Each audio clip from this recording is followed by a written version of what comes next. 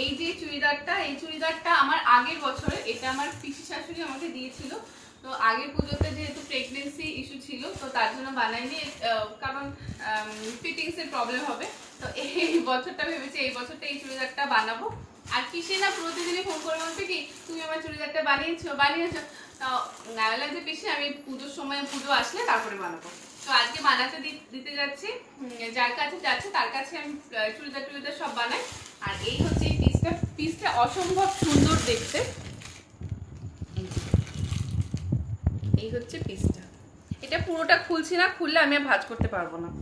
এটা হচ্ছে এই পুরো চুড়িদারটার প্যান্টের পিসটা হচ্ছে, এটা হচ্ছে ওড়না, আর এটা হচ্ছে প্যান্টের পিস।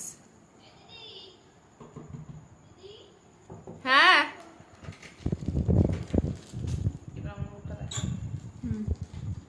এই কালারটাও যতটা সুন্দর, আর এটা না অনেকটা সেই পাকিস্তানি সুইটের মতো, খুব সুন্দর।